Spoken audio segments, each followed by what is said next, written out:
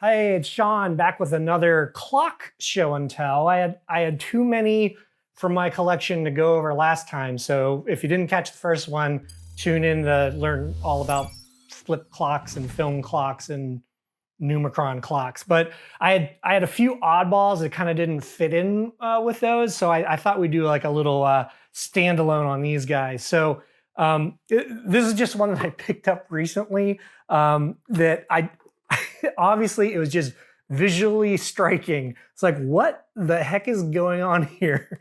And the other thing that caught my eye was it's a Remindotimer, and it's made right here in Oakland. So I thought that was kind of cool. I haven't investigated if the James Clock Company is still around, but regardless, I thought this was a neat item. So what this turns out to be is it is a clock that has each lever is an alarm. So rather than your standard alarm clock where you can just do the one, you can literally push in as many of these levers as you want and it'll go off at each of those points.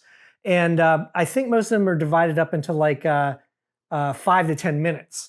And so you can like go 5 minutes, 10 minutes, whatever. So, and you can pick multiple reminders around there. So, and then it just basically does its thing and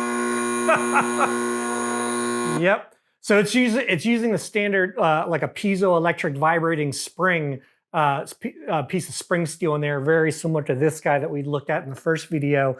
But I love the Remindotimer and it still works. Yeah. So that was just a fun one that I picked up that I thought was visually interesting. This is another kind of weird one. This one I haven't gotten working yet because from what I can gather on this, first, it weighs a ton. I swear it's about 15 pounds. And it's basically a very, very fancy stopwatch. And I suspect it was used more like in scientific labs, as a precision machine. And it uses a special cord, which did not come with it. So I haven't gotten this guy up and running yet, but I just thought it was a nice vintage looking piece with this nice wrinkle paint finish. So we'll get that going soon. But the main one that actually started this whole clock rabbit hole thing that I went down is this weird looking thing, the clock Canteen. And I came across this on eBay and I could not figure out for the life of me what the heck it was. And it just looks so cool. So this is called a detects guardsman, and it introduced me to a whole new world of timekeeping mechanisms.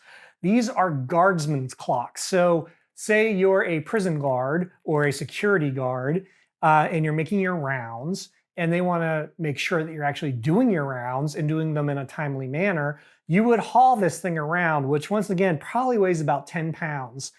And it would keep track of when you checked into different stations. So the way it works is it's a full wind-up mechanism, and we'll take a look at that in a minute. And there would be these little station boxes around the facility. And each one has this chain key. So you'd be doing your rounds, you'd come up to a station, has this key, and each key is stamped with a number. So for the station number. And you would take your guardsman clock and you'd put the stamp key in there and you would click it. And we're going to take a look here in a minute, but there's a roll of paper in here. It embosses the paper at that exact time to prove that you were at that station and doing your rounds. It's such a fascinating thing. And the great thing about these is these were made virtually unchanged from the 20s through like the late 80s. They were still using these. Obviously, in today's technological era with RFIDs and stuff like that, a lot of this has been completely replaced by digital stuff.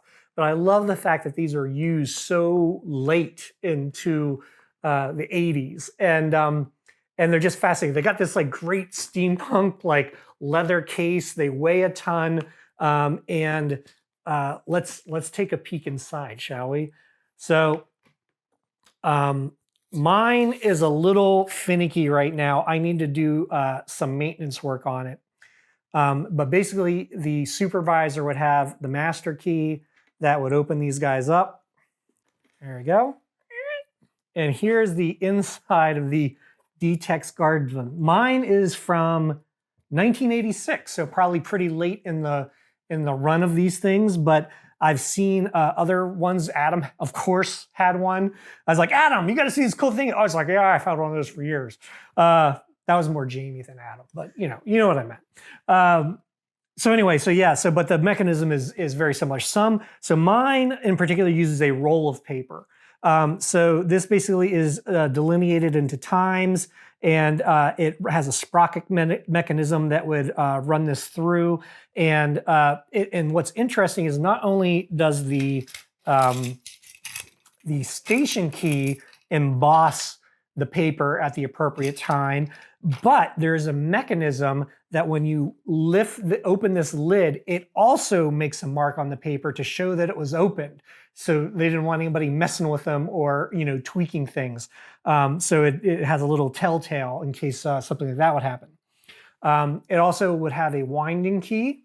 So it had a pretty traditional square winding thing here, and you could wind it up. Yeah, there's a setting and a winding. I can't wind mine right now because I already wound it.